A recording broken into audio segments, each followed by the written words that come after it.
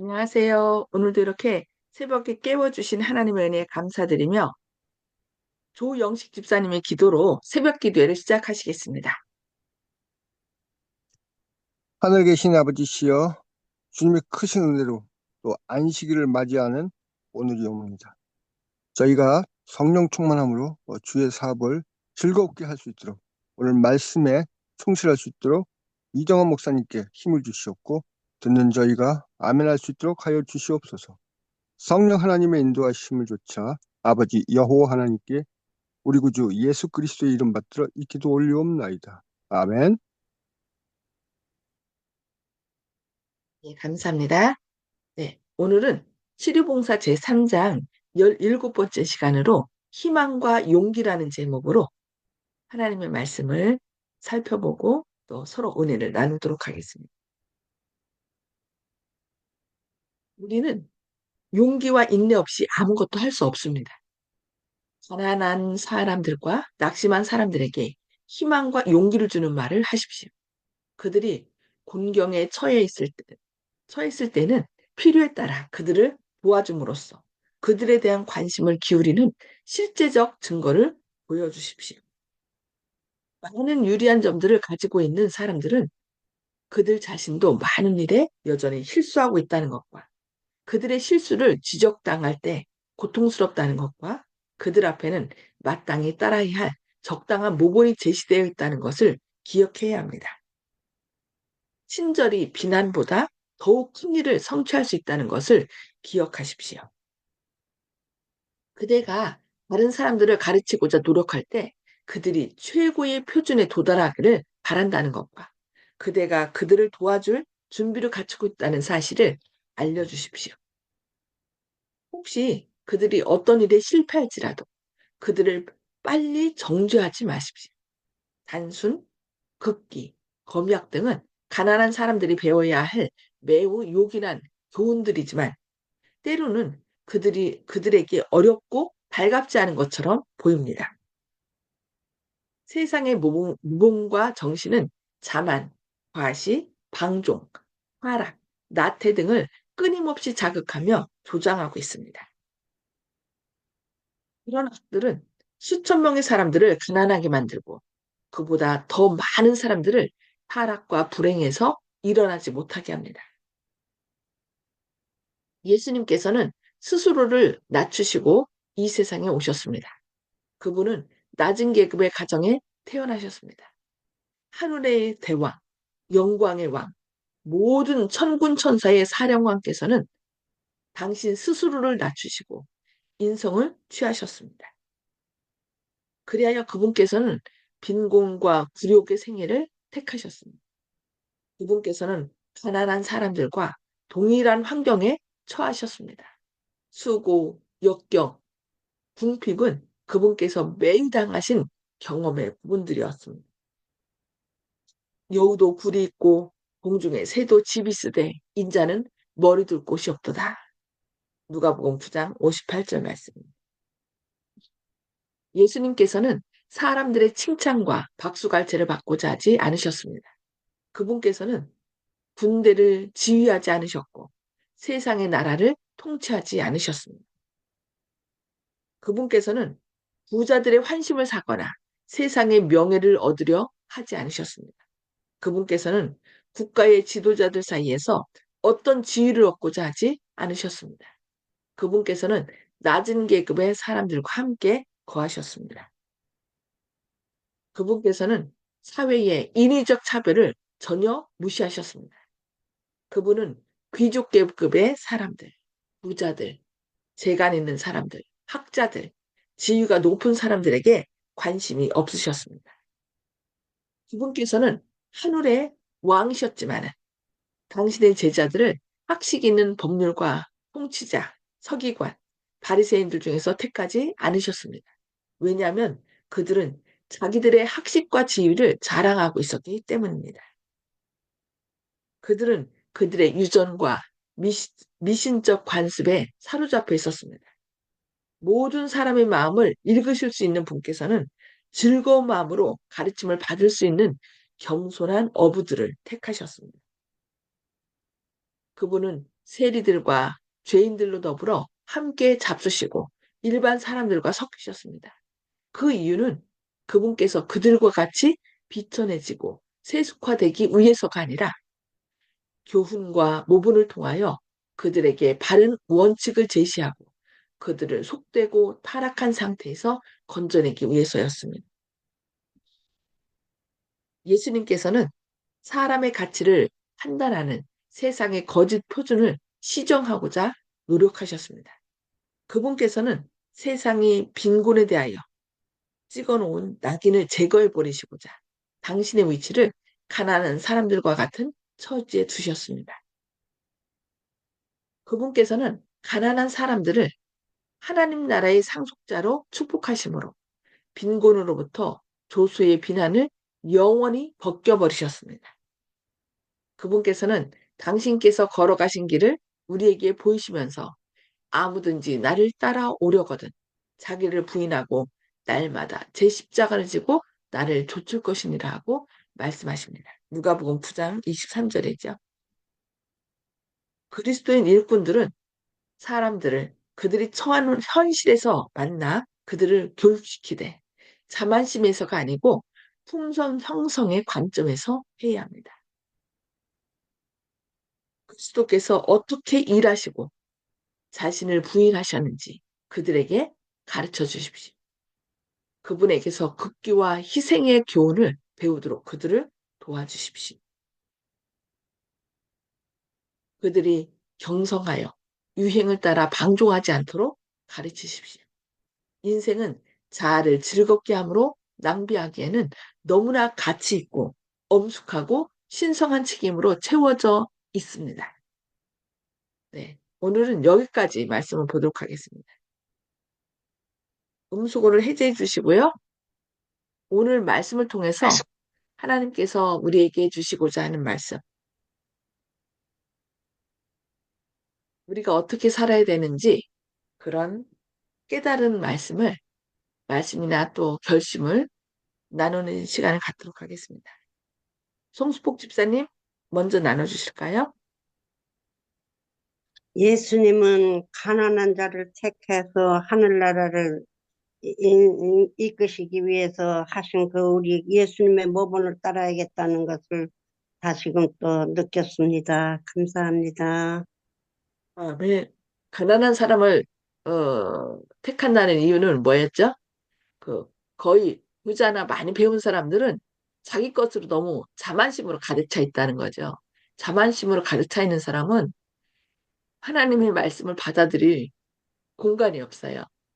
그래서 오히려 가난한 사람, 내가 부족하다라고 생각하는 사람들을 택하셔서 또 하나님의 말씀과 은혜를 채워주시는 거죠. 네, 감사합니다. 아멘. 박정순 집사님,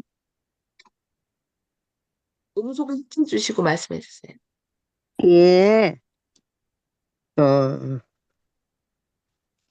우리가 살면서 좀 마음에 안 들고 뭐 삶을 막 비난하면서 흉을 보고 막 이렇게 하면서 하는 그런 것을 많이 할 때가 있어요. 살아오면서. 네, 그런 것을 그 사람을 비난하지 말고 좋게 평가해주고 해주라는 그 말씀이 그거니까 내 마음에 있는 교만을 버려야 되겠다 생각합니다. 그래서 더 겸손해져야 되겠다고 마음을 먹어야 한다는 것을 또 오늘 아침에 느꼈습니다. 예. 아멘. 네, 감사합니다. 우리가 비난해 갖고서 사람이 변화된다면 이 세상은 벌써 천국이 됐겠죠. 근데 비난하면은 사람들은 자기를 방어하려고 그래요. 그래, 너 잘났다. 뭐 그러면서 이제 내가 이런 뭐 그러면서 자기 자신에 대해서 핑계를 하죠. 근데 비난보다는 뭐가 더 나아요?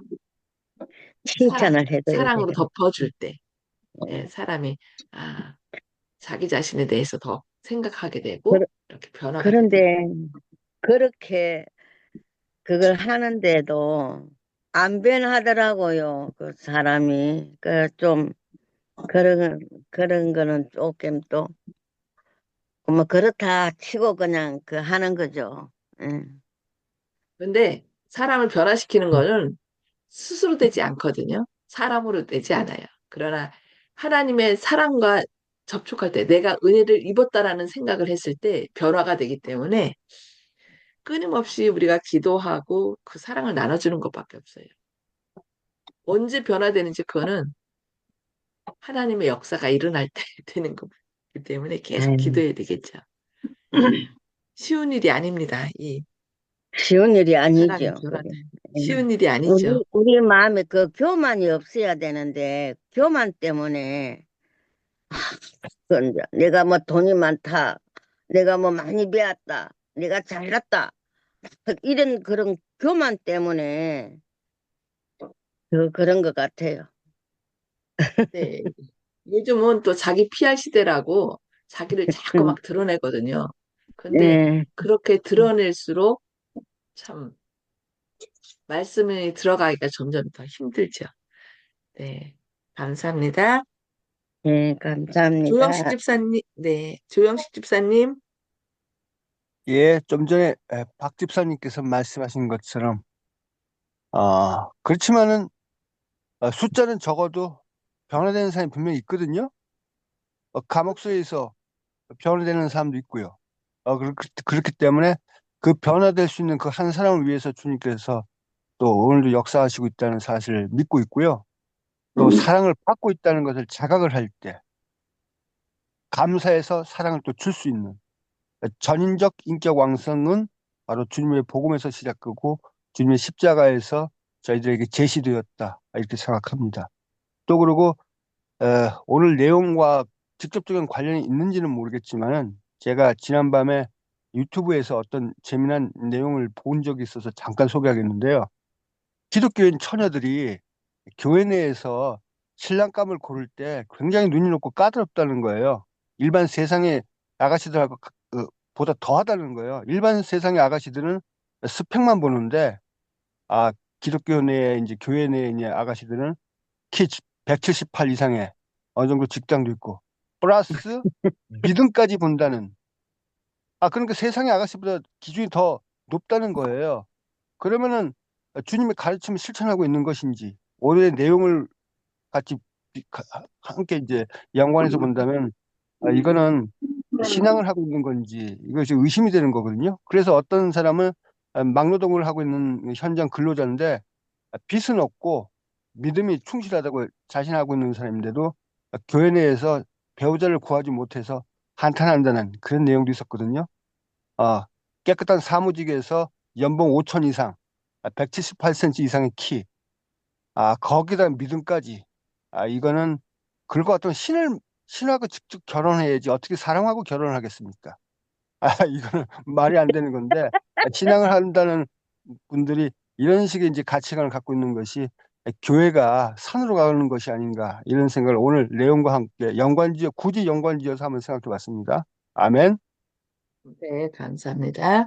네. 정봉호 성도님, 예, 나는 여러분 앞에서 아주 좋은 사람으로만 그렇게 예, 알려져 있었는데 사실은 좋은 사람이 아니고 다윗과 밧세바와 같은 사이에서 그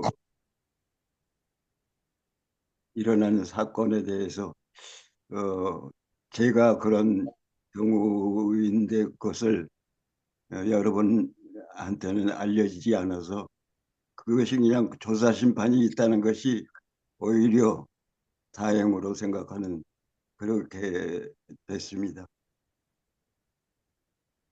이상입니다. 예. 우리가 잘못했다는 것을 알고 하나님 앞에 회개하면 하나님께서는 그 모든 것을 다 용서해 주시고 그래서 우리가 더 은혜 받은 사람으로서 더 은혜를 나누는 사람이 되거든요. 네, 감사합니다. 쉽지 않은 어, 그 간증이신데 이렇게 말씀해 주셔서 감사합니다. 하나님께서 또 가장 선한 길로 인도하실 걸 믿습니다. 네. 윤기석 장로님, 예, 저희가 이제 자라날 때 부모님한테 좋은 친구들하고 사귀어라. 왜냐하면 나쁜 친구들하고 사귀면 우리의 뭐 성격이라든지 행동이 자꾸 나빠지기 때문에 그렇게 얘기를 하고 우리가 배웠는데 그것은 아마 우리가 그 품성적으로 아직 완성이 되지 않았기 때문에 같아요. 그렇지만 지금도 우리가 사람들한테 조금 손가락질 받는 사람들을 친구로 사귀는 것을 굉장히 꺼려합니다. 그래서 뭐 좋은 사람하고 만나기를 자꾸 원하긴 하는데 예수님께서는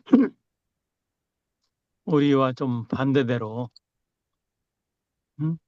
세리들과 죄인들로 더불어 친구를 사귀고 함께 음식을 먹고 이렇게 그들과 섞이셨다고 오늘도 또 기록에 나와 있는데 아마 예수님은 뭐 그들을 정말 좋은 교훈과 모본을 통해서 그들을 똑바로 가르치고 그다음에 어떻게 하든지 그 사람들을 구원하기 위해서 이렇게 하셨는데 우리가 과연 그렇게 정말 예수님의 그런 모본을 따라갈 수 있을까 좀 사실은 쉽지 않은 일입니다. 그래서 우리가 더 정말 예수님의 정신을 마음 가운데 가지고 비록 사회에서 비난받는 사람이라 할지라도 그들을 친구로 맞을 수 있는 그런 넓은 마음 우리가 갖고 또 그들을 또 구원하기 위한 예수님의 그런 마음과 정신을 우리가 본받았으면 좋겠습니다. 이상입니다. 아멘. 네, 감사합니다. 네, 우리 주변에 실수하고 또 계속 넘어지는 사람들이 있죠. 그런데 그들을 대할 때 우리가 자꾸 비난하고 정죄하기보다 그들을, 어, 그들에게 용기를 주고 격려하는 그래서 그들을 향한 하나님의 그 계획을 가르쳐줘서 당신이 지금보다 이렇게 실수하고 있지만 이대로 살 사람이 아니라 하나님께서 역사하실 때 우리를 왕 같은 제사장으로 삼아주신다는 하나님의 계획하심을 알려준다면 그들이 자신의 가치와 종기를 깨닫고 그 자리에 그런 죄된 생애에 머무르는 것이 아니라 희망과 용기를 갖지 않을까. 그것을 말씀하시는 것 같아요. 그래서 끊임없이 우리 주변에 있는 정말 절망하고 어려움 가운데 있는 어찌할 줄 모르는 사람들에게 예수님의 사랑, 우리를 그 하늘 보좌에 앉게 하기 위하여 이 땅에 오셔서 우리가 겪어야 할 모든 비난과 고통과 어려움을 겪으시고 또 십자가에 달려 돌아가셔서 우리를 대신하여 돌아가셨다는 거. 그 이유가 바로 우리를 주님의 그 보좌에 함께 앉게 하는 그런 높이기 위함이라는 것을 우리가 그들에게 알려줄 때 그들이 용기를 가지고 또 그들 속에 자기 속에 역사하시는 하나님의 은혜를 받아들임으로 변화가 되지 않을까 생각합니다.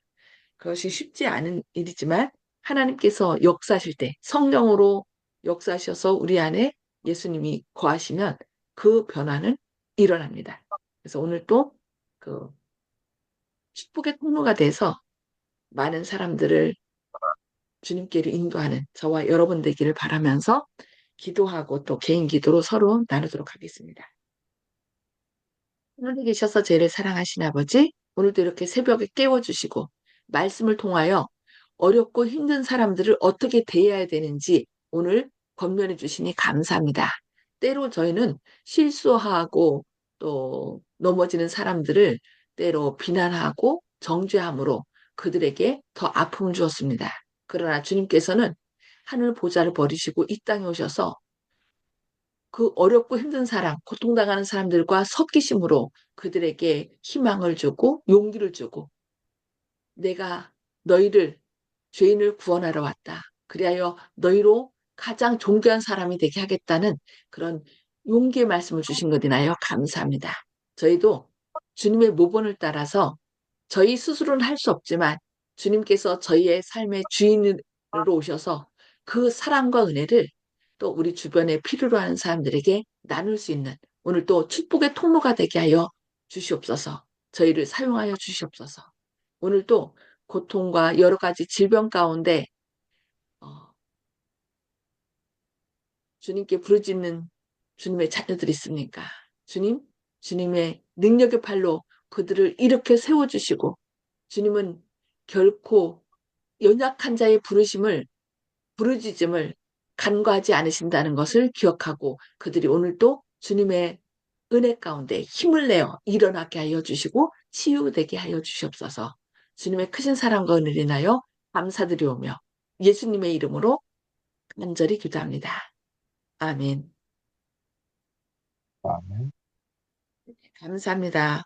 오늘 잘 예배함으로 주님의 안식에 거할 수 있는 그런 준비하는 예bil 되시길 바랍니다. 감사합니다.